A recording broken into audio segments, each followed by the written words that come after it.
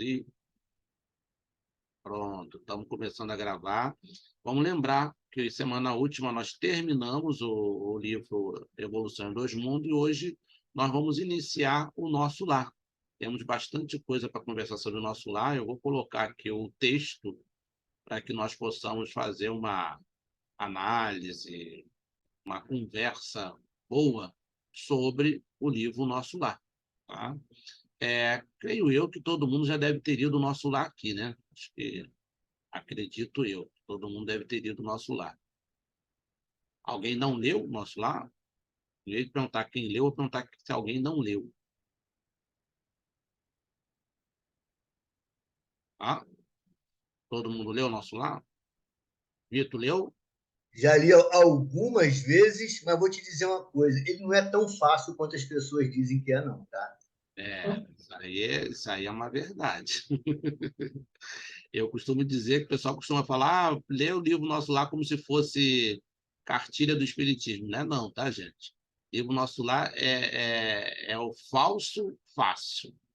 Tanto que eu inverto. Quando o pessoal me pede algum conselho de livro espírita, eu mando ler e a vida continua. Começar do último. Eu acho que a vida continua bem mais fácil do que o Nosso Lar.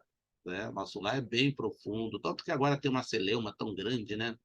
Esses espíritas espiritados aí, agora está todo mundo falando mal de Nosso Lar, falando mal de Chico, falando mal de Emmanuel, pessoal que não tem o que fazer, que não estuda direito, pensa que sabe muito e que, na verdade, não sabe de nada. Hoje tem aí um grupo enorme de pessoas que até têm um razoável conhecimento. Ontem estava vendo a live lá do Sérgio Aleixo, eu tive a oportunidade de conversar com ele cara a cara, ele não defendeu sua tese, agora ele defende na internet. Nós frequentávamos lá o Caminho do Senhor junto, e ele trouxe alguns argumentos dentro da história. Eu falei, meu amor, você é de literatura, eu sou de história. Então, eu contesto as suas palavras. Ele não quis argumentar e agora ele lançou uma live falando lá, assim, tantos absurdos, falando de que o Emmanuel é mistificador, que Chico é um falso médium, que Nosso Lar não existe, que colônias espirituais não existe porque não está em Kardec. Não estando em Kardec, não existe. Isso não é só uma voz, não, gente. É muitas vozes hoje que estão ecoando. Então, quando a gente faz aqui o estudo do Nosso Lar, nós vamos, assim, permeando alguns tipos desses argumentos. Se alguém já ouviu algum desses argumentos, a gente pede para trazer, para que a gente possa rebater assim aos poucos, né? Não sei se alguém já teve a oportunidade de travar alguns desses conhecimentos, alguns dessas, digamos assim, dessas participações que o pessoal fala, tá? Bom, vamos lá? Vamos começar? Aqui, a introdução do Emmanuel, ela é datada de 43, deixa eu botar aqui embaixo, ó.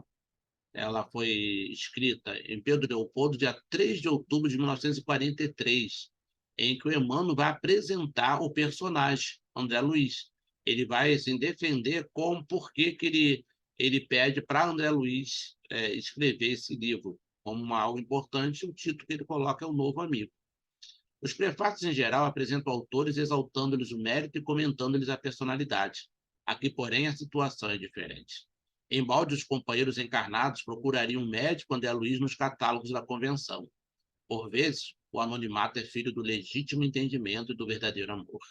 Para redimirmos o passado escabroso, codificam-se tabelas da nomenclatura usual na reencarnação. Funciona o esquecimento temporário como um benço da divina misericórdia. André precisou igualmente cerrar a cortina sobre si mesmo. É por isso que não podemos apresentar um médico terrestre e autor humano, mas sim um novo amigo e irmão na eternidade. Por vezes, por trazer valiosas impressões aos companheiros do mundo, necessitou despojar-se de todas as convenções, inclusive a do próprio nome, para não ferir corações amados envolvidos ainda nos velhos mantos da ilusão. Os que colhem as espigas maduras não devem ofender os que plantam à distância, nem perturbar a lavoura verde ainda em flor. Reconhecemos que este livro não é único. Outras entidades já comentaram as condições da vida além do. Então, aqui o Emmanuel está falando que o André Luiz é uma pessoa comum, digamos assim, não é um personagem heróico, como está se fala a maioria dos prefácios. Alguém prefaciar. O Vitor publicou um livro, vou pedir para Cláudio prefaciar o livro do Vitor. Aí provavelmente o Cláudio vai falar porque o Vitor é um grande espírita, porque ele trabalhou, que ele dedicou décadas em favor do espiritismo. Então, o papel lá da pessoa que vai apresentar o autor, muitas vezes, é exaltar as virtudes. E aqui o Emmanuel está falando, meu querido, esse aqui, André Luiz, aqui, pelo contrário, ele tem muitas dificuldades. Então, ele está falando que não vai encontrar André Luiz, porque o nome André Luiz é um pseudônimo, não é um nome dado. É um outro autor, é um outro médico, mas ele quer ficar no anonimato, por razões diversas, pelas próprias dificuldades, mas principalmente, como ele fala, o argumento que ele usa é não ferir corações, né? Vou botar aqui, ó, para não ferir corações amados. Esse é o argumento que o Emmanuel usa, que o André Luiz pediu para continuar no anonimato. Tanto quando o Chico pergunta o nome dele, ele fala, qual é o nome daquele rapaz que está ali, do outro lado, no outro cômodo? Ah, aquele ali é meu filho André Luiz. Então pode me chamar de André Luiz. Pronto. É um nome, espírito, quanto mais superior, menos ele se importa com pomposidade, com nome, reconhecimento, seja o que for. Quem quer reconhecimento somos nós. Entretanto, de há muito desejamos trazer ao nosso ciclo espiritual. Um outro ponto que é importante, essa frase aqui que eu não pode deixar de esquecer. Reconhecemos que este livro não é único. Outras entidades já comentaram as condições da vida além túmulo. Esse argumento de que Kardec não falou em colônia espiritual não tem nenhum tipo de base, porque mesmo Kardec não citando colônia espiritual especificamente, espiritismo não é Kardec. Kardec é uma das partes que traz a doutrina espírita. A doutrina espírita, ela continua. Assim, nós vamos encontrar assim, centenas de argumentos de coisas que hoje são implantadas na doutrina espírita e que não estão na codificação kardeciana. Então, hoje, se a gente ficar achando que espiritismo é só Kardec, nós não somos espíritas, nós somos kardecistas, é diferente. Espiritismo se faz uma gama enorme de autores. Se a gente acha que só Kardec que vale, então André Luiz não vale, Emmanuel não vale, Richard Simonetti não vale, Gabriel Delane não vale, Ernesto Botizano, Leon Denis. Então joga tudo no lixo. Herculano Pires, Deolinda Amorim, joga tudo no lixo porque é só Kardec. Então, não está, estar ou não estar, não tem lógica, se é racional ou não esse tipo de conhecimento. No entanto, outros autores espíritas e não espíritas já falaram. Antes de Kardec, antes do próprio André Luiz, nós tivemos Emmanuel Swedenborg, que publicou uma obra, A Nova Jerusalém, no final do século XVIII, princípio do século XIX. São 6 livros, o livro é difícil até de entender. Ele descreve todo o plano espiritual. Na época de Kardec, em 1953, 4 anos antes da publicação do Livro dos Espíritos, Alphonse Carré ele fala sobre o plano espiritual. Em 1848, Andrew Jackson Davis ele se desdobra, vai ao plano espiritual e descreve tudo como que eram as colônias espirituais, etc. Um outro autor, o Padre Souza e outros mais, eles vêm desenvolver no século XIX, 1883, por exemplo, que é um autor que é um pastor presbiteriano, ele vem descrever também as colônias espirituais. Então, autores espíritas e não espíritas falam de colônias espirituais. E simplesmente argumentar que Kardec não falou para mim, uma coisa assim absurda, sem lógica nenhuma, tá? Só é papel de quem é kardecista tão somente, não espírita de verdade, tá? A Antoniela aqui falou que ia entrar e sair, mas acho que ela já voltou, né? Ela está de volta. Bom, vamos continuar, gente. Se alguém quiser, pode me interromper, tá? Eu vou falando aqui, o pessoal pode me interromper, ou levantar a mão, ou interromper. Aí ele continua, entretanto, de há muito desejamos trazer ao nosso ciclo espiritual alguém que possa transmitir a outro o valor da experiência própria, com todos os detalhes possíveis, a legítima compreensão da ordem que preside o esforço dos encarnados laboriosos e bem intencionados nas esferas invisíveis ao olhar humano, embora intimamente ligados ao planeta. Certamente que numerosos amigos sorrirão ao contato de determinadas passagens das narrativas. O inabitual, entretanto, causa surpresa em todos os tempos. Quem não sorriria na Terra, anos atrás, quando se lhe falasse da aviação, da eletricidade, da radiofonia? Você imagina né, uns séculos atrás, você falasse que alguém tem um aparelho na mão, ele pegava aquele aparelho na mão, botava no ouvido e ia conseguir falar com a pessoa que está lá do outro lado do mundo, com um aparelho sem fio, sem nada. O pessoal fala, tu tá doido? Como é que um aparelhinho, uma caixinha, você vai conversar a falar com uma pessoa que está do outro lado do mundo? Ah, não, mas não é só isso, não. Você pode apertar na caixinha e você vai conversar com a pessoa, você vai ver a pessoa vai falar para você, vai mandar beijinho para você, e você vai ver a pessoa ao vivo. Aí que a pessoa fala, enterra, bota no manicômio que esse cara está internado. Não pode. Ninguém podia, nem o Júlio Verne, nenhum tipo de personagem de ficção científica poder imaginou o celular. Em 1904, nós temos lá uma pequena descrição que um autor ficcionista inglês ele fala de uma caixa que uniria e que falaria, todos falariam, mas não chega a ser especificamente o celular. O celular e a internet são coisas assim, extraordinárias. Então, o André Luiz, quando traz esse pensamento, ele acaba sendo contestado. O Chico, por exemplo, nós tivemos personagens fortes como Hermínio Herculano Pires. Ele, quando publicou o Nosso Lar, ele foi contra, falou mal de Chico, falou mal de André Luiz. Depois ele volta atrás e se arrepende. Mas foi um dos autores que combateu essa ideia de uma cidade espiritual que estava materializando a doutrina espírita, que era uma coisa fantasiosa. Depois ele pôde entender e ver a logicidade e a racionalidade desse pensamento. A surpresa, a perplexidade e a dúvida são de todos os aprendizes que ainda não passaram pela lição. É mais que natural, é justíssimo. Não comentaríamos desse modo qualquer impressão alheia. Todo leitor precisa analisar o que lê. Reportamos-nos, pois, tão somente ao objetivo essencial do trabalho. O espiritismo ganha expressão numérica. Milhares de criaturas interessam-se pelos seus trabalhos, modalidades, experiências. Nesse campo imenso de novidades, todavia, não deve o homem descurar de si mesmo.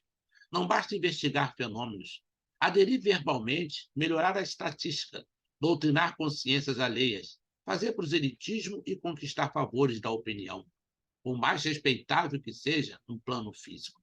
É indispensável cogitar do conhecimento de nossos infinitos potenciais, aplicando-os por nossa vez nos serviços do bem. O homem terrestre não é um deserdado, é filho de Deus, em trabalho construtivo, envergando a roupagem da carne, aluno de escola benemérita, onde precisa aprender a elevar-se. A luta humana é a sua oportunidade, a sua ferramenta, o seu livro. O intercâmbio com o invisível é um movimento sagrado em função restauradora do cristianismo puro.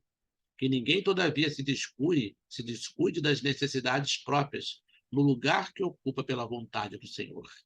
André Luiz vem contar a você, leitor amigo, que a maior surpresa da morte carnal é a de nos colocar face a face com a própria consciência, onde edificamos o céu, estacionamos no purgatório ou nos precipitamos no abismo infernal.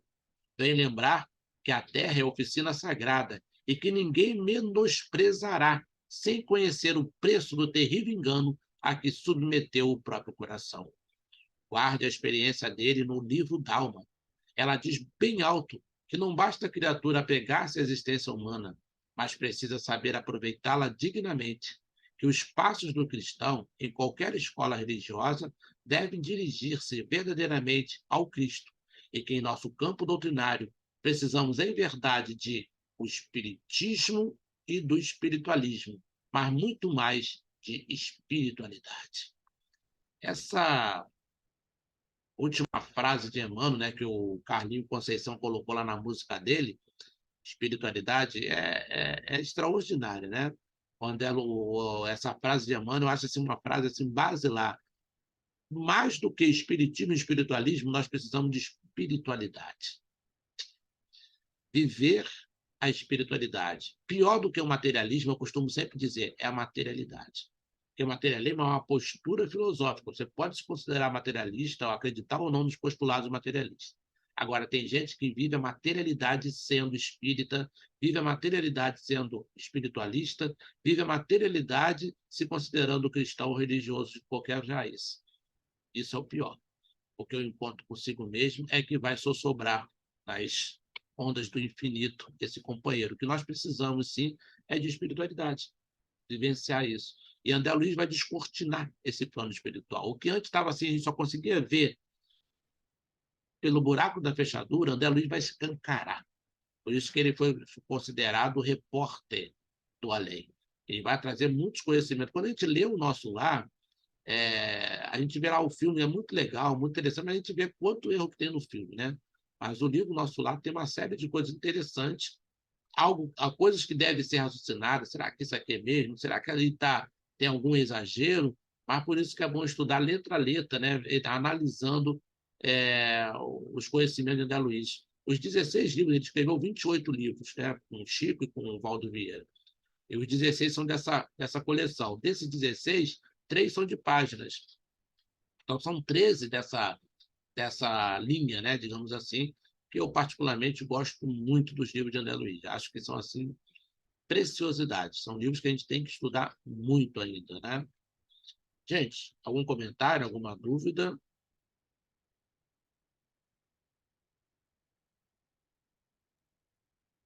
Eu. Pode falar, pode falar. Não, se alguém quiser falar, eu ia falar por causa da dificuldade de separar, né, a espiritualidade nossa da materialidade, tá?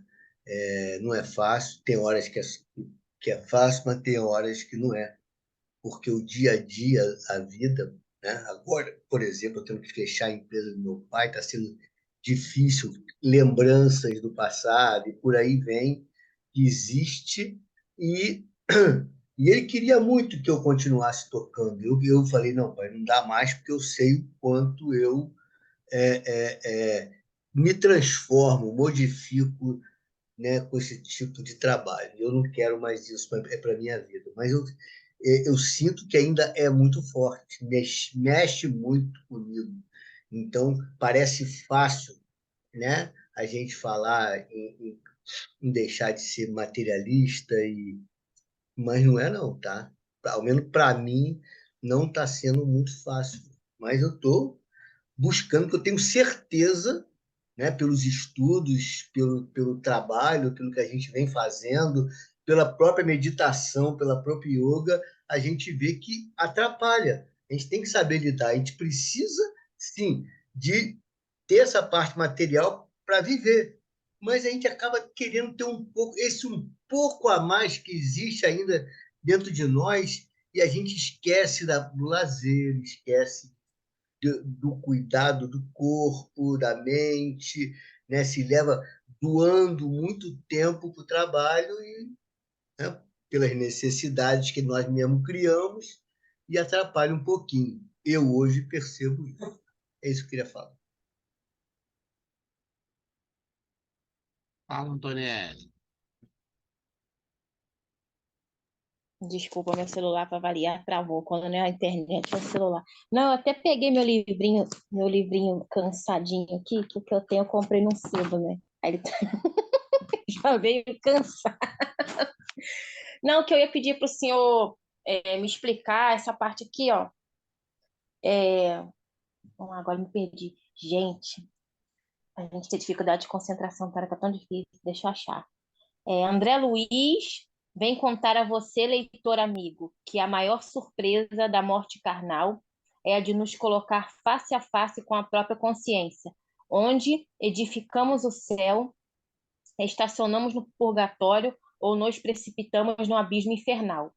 Vem lembrar que a terra é oficina sagrada e que ninguém a menosprezará, sem conhecer o preço do terrível engano a que submeteu o próprio coração. Essa questão aqui que ele fala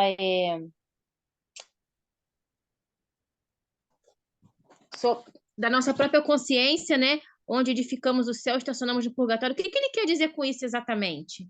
É uma metáfora, tá, gente? Ele não tá falando isso como se fosse uma coisa verdadeira. Ele está fazendo o Emmanuel está fazendo uma metáfora. Então, aqui está o texto aqui que eu coloquei aqui. Ó. André Luiz vem contar a você, leitor amigo, que a maior surpresa da morte carnal é de nos colocar face a face com a própria consciência, ou seja, Nós entendemos que não existe um Deus que vai julgar a gente, que está lá sentado no trono, e que vai mandar a gente para o inferno, para o purgatório, ou que vai mandar lá as crianças para o limbo, ou vai mandar para o céu porque fez alguma coisa boa. Então, ele vem trazer para a gente que todo julgamento espiritual está adstrito à nossa própria consciência. Aí onde o Emmanuel continua, onde edificamos o céu, estacionamos no purgatório ou nos precipitamos no abismo infernal. Aonde? Na consciência. Então, o céu, o purgatório e o abismo, que foi interpretado ao pé da letra, o Emmanuel está falando, o André Luiz nos estabelece que esse céu, esse purgatório e esse inferno está no tempo da nossa própria consciência, com as nossas ações, com nossos pensamentos, acima de tudo. Aí ele continua, vem lembrar que a Terra é a oficina sagrada e que ninguém menosprezará sem conhecer o preço terrível do engano a que submeteu o próprio coração. Por quê? Essas colônias espirituais, a nossa sorte ou o nosso degredo, a nossa desgraça espiritual, não gosto dessa palavra, tá, gente? Estou usando, mas eu não gosto. Eu tenho um trato de não usar essa palavra. Ela vai ser consequente do que eu faço aqui na Terra. A minha próxima encarnação, eu estou planejando agora, não vou planejar no plano espiritual, já estou planejando agora. Se eu ficar falando mal dos outros aqui, eu sei que na próxima encarnação eu vou voltar com problema de garganta de novo. Não vai ser uma programação espiritual, a programação de agora. O que vai acontecer, eu vou para nosso lar, eu vou para umbral, eu vou para um abismo, eu vou para as trevas, eu vou para um planeta superior, eu vou para o planeta chupão, eu vou para... Como é que eu sei disso? É o que eu estou fazendo aqui. Então, o Emmanuel, ele está falando que André Luiz, a experiência de André Luiz, não é nem o que ele fala, é a experiência dele. Vem lembrar a nós na Terra que a Terra é a oficina sagrada. Ó.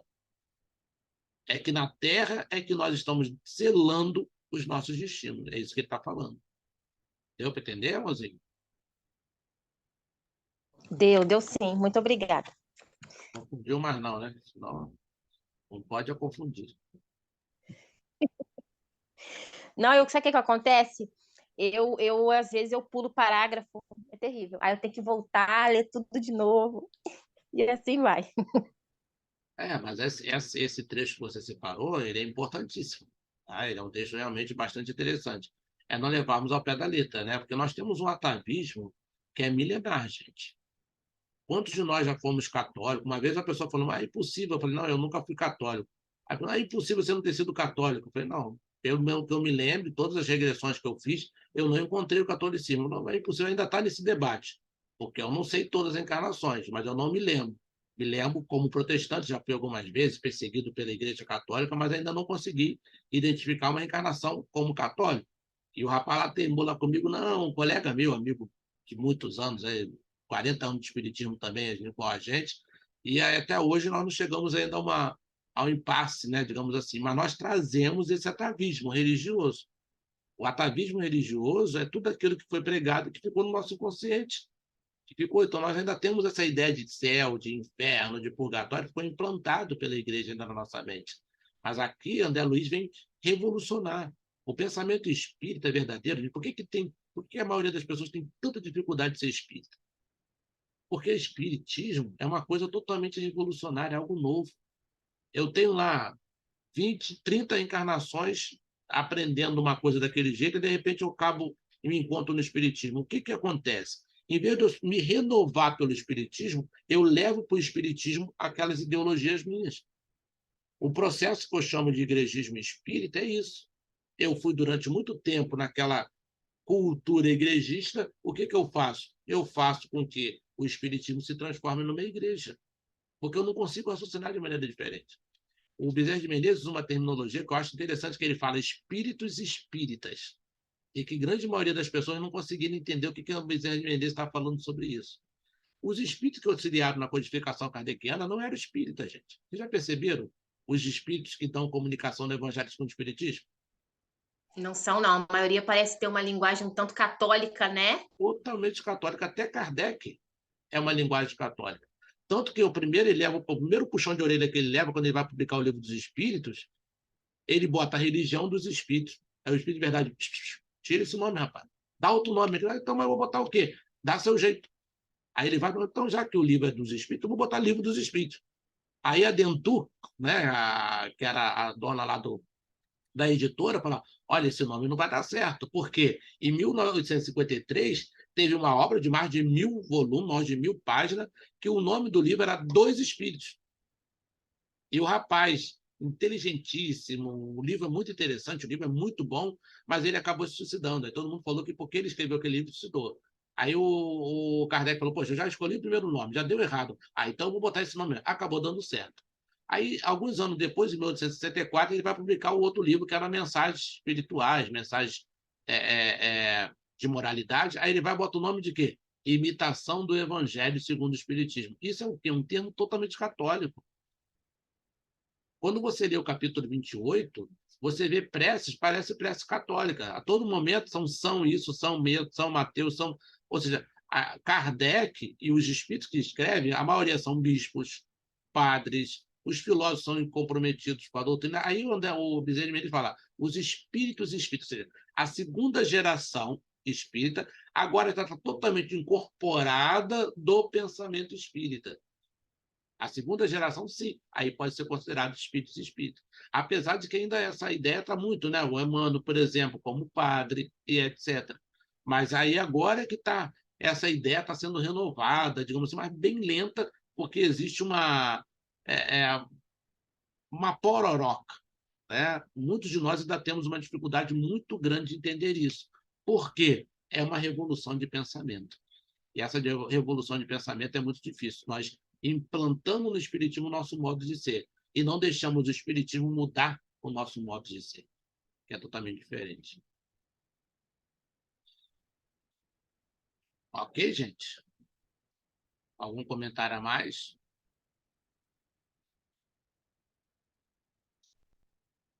Vamos dar continuidade, então? Agora nós vamos ver o André Luiz falando. Tá? Terminou isso aqui. Agora tem mensagem de André Luiz. A vida não cessa. A vida é fonte eterna e a morte é jogo escuro das ilusões. Eu acho tão bonita essa página, gente. O grande rio tem seu trajeto antes do mar imenso. Copiando-lhe a expressão, a alma percorre igualmente caminhos variados e etapas diversas. Também recebe afluentes de conhecimentos aqui e ali. Avoluma-se em expressão e purifica-se em qualidade antes de encontrar o oceano eterno da sabedoria. Cerrar os olhos carnais constitui operação demasiadamente simples. Permutar a roupagem física não decide o problema fundamental da iluminação, como troca de vestidos nada tem que ver com as soluções profundas do destino e do ser. Ó, caminhos da alma, misteriosos caminhos do coração. É mister percorrer-vos antes de tentar a suprema equação da vida eterna. É indispensável viver o vosso drama, conhecer-vos detalhe a detalhe no longo processo do aperfeiçoamento espiritual. Seria extremamente infantil a crença de que o simples baixar do pano resolvesse transcendentes questões do infinito. Uma existência, um ato. Um corpo, uma veste. Um século, um dia. Um serviço, uma experiência. Um triunfo, uma aquisição. Uma morte, um sopro renovador. Quantas existências, quantos corpos, quantos séculos, quantos serviços, quantos triunfos, quantas mortes necessitamos ainda? E o letrado em filosofia religiosa fala de deliberações finais e posições definitivas. Aí, por toda parte, os cultos em doutrina e os analfabetos do espírito. É preciso muito esforço do homem para ingressar na academia do Evangelho do Cristo. Ingresso que se verifica quase sempre de estranha maneira. Ele só, na companhia do mestre, efetuando o curso difícil, recebendo lições sem cátedras visíveis e ouvindo vastas dissertações sem palavras articuladas. Muito longa, portanto, nossa jornada laboriosa. Nosso esforço, pobre, quer traduzir apenas uma ideia dessa verdade fundamental. Grato, pois, meus amigos, manifestamo-nos junto a vós, outros, no anonimato que obedece à caridade fraternal. A existência humana apresenta a grande maioria de vasos frágeis, que não podem conter ainda toda a verdade. Aliás, não nos interessaria agora, senão, a experiência profunda dos valores. não atormentaremos alguém com a ideia de eternidade. Que os vasos se fortaleçam em primeiro lugar. Forneceremos somente algumas ligeiras notícias ao espírito sequioso dos nossos irmãos na senda de realização espiritual e que compreendem conosco que o espírito sopra onde quer. E agora, amigos, que meus agradecimentos se calem no papel, recolhendo-se ao grande silêncio da simpatia e da gratidão, atração e reconhecimento, amor e júbilo moram na alma. Crede que guardarei semelhantes valores comigo a vosso respeito no santuário do coração. Que o Senhor nos abençoe. André Luiz. Eu, particularmente, acho essa introdução aqui de André Luiz, eu acho espetacular, gente. Não sei, cada um tem a sua opinião, né? Eu já li N vezes, mas todas as vezes que leio, eu acho assim, extraordinário, né? O André Luiz, assim, trazendo essas ideias, se coloca sempre como se fosse um papel mais humilde, né? Como se fosse inferior ao que ele, na verdade, é. Então, a contribuição de André Luiz é realmente inegável para a doutrina espírita. Os conhecimentos que ele traz, eu não lembro aqui de cabeça se algum outro espírito traz tanto conhecimento, tanta colaboração ao papel renovador, ao papel científico da doutrina espírita como André Luiz. Não lembro. Outro autor, alguns chegam perto, Manuel Fernando de Miranda chega perto, Leon Denis, outros, F. Sarpente, mas o André Luiz, a meu ver, ainda é o autor insuperável. Então, ainda temos muito que aprender com o André Luiz. Tá? Isso aí, gente. Estamos rumando para o final da nossa reunião. Algum comentário, alguma pergunta antes da gente rumar para o término da nossa reunião de hoje? Deu para entender os tópicos? Deu? Então, semana que vem, hoje Muito foi. bom, Né? muito bom. A introdução é importantíssima para poder compreendermos o que está por vir, né? Quem está falando e o que está por vir, né? O que virá, vamos dizer assim. Exato. A Angela está perguntando, mas já, né? O tempo voa, Angela. Que bom, né? Que bom que... Pior seria que, poxa, não vai terminar essa reunião, não, pelo amor de Deus. Pior seria isso. Eu costumo falar com meus alunos. Quando fala, gente, já está acabando a aula, mas já, professor, eu falo, graças a Deus. Se vocês falassem, pô, ainda, professor, não acabou isso, não, aí que eu fico mais assim, preocupado, né? Ainda bem. Pessoal, terça-feira que vem, a Antonielli está lá no nosso estúdio, é a Antonielli que vai fazer o nosso. Quero assistir. Terça-feira a gente está lá.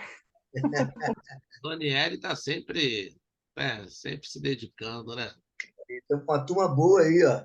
A Ana Rosa, a Ângela, a Maria das Neves tá tomando coragem ainda, mas já vai ser chamada, Maria das Neves, fica certa disso, hein?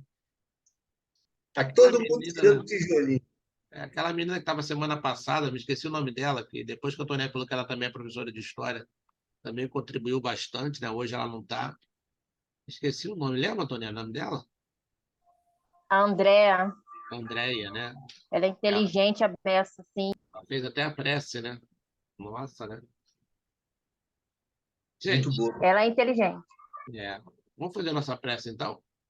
Eu vou botar uma musiquinha aqui e depois da música a gente faz a nossa prece. Quem poderia fazer a nossa prece final?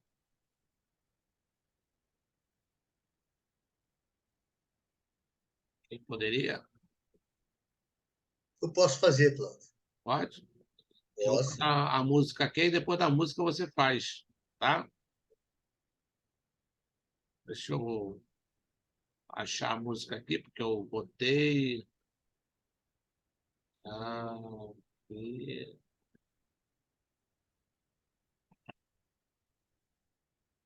aqui. Que eu fico com um montão de tela aberta. Estou com quase 10 telas abertas aqui. Vamos lá. Botar a música aqui do Norberto Boechat. Eu gosto tanto dessa música, o ritmo dela. Não sei se o pessoal conhece essa música chamada Reencarnação.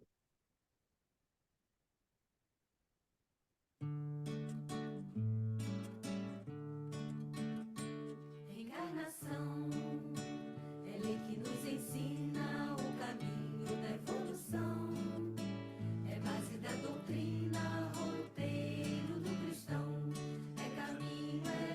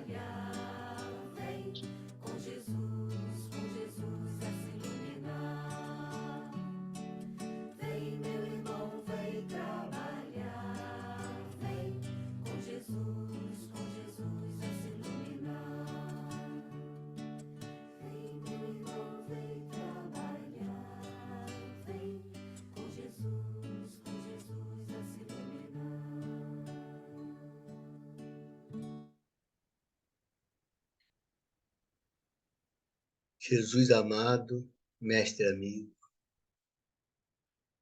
Gratidão, Senhor, por mais esse estudo em que o nosso irmão Cláudio, com muito carinho, com muito amor em suas palavras, em seu coração, traz para nós este livro que todos nós temos algum conhecimento, mas sempre aprendemos algo mais. E assim sendo, Senhor, com essa música que encerra o nosso estudo,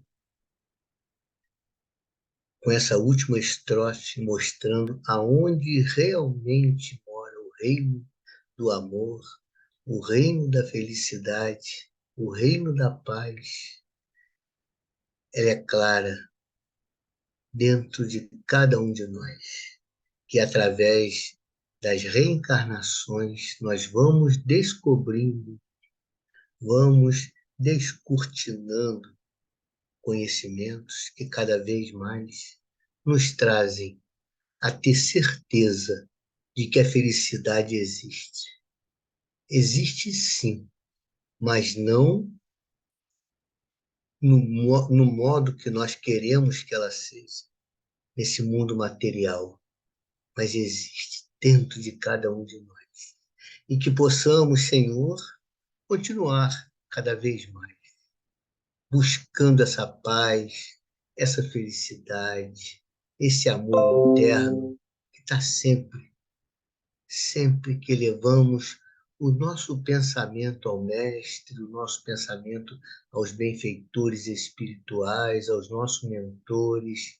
Sabemos que as dificuldades existem, mas existe também esse reino que criamos, que estamos fortalecendo, colocando cada vez mais a nossa pintura dentro dele, dentro de nós. Esse mundo interior, lindo e fascinante.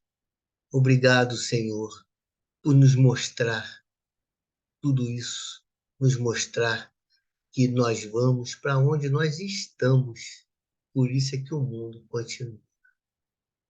Que esse mundo interior possa cada vez mais ficar grato, ficar florido, ficar iluminado. Que a tua luz nos ajude a fazer brilhar cada vez mais a nossa Senhor, para que possamos iluminar a todos que estão à nossa volta, iluminando os nossos caminhos e os caminhos daqueles que estão conosco.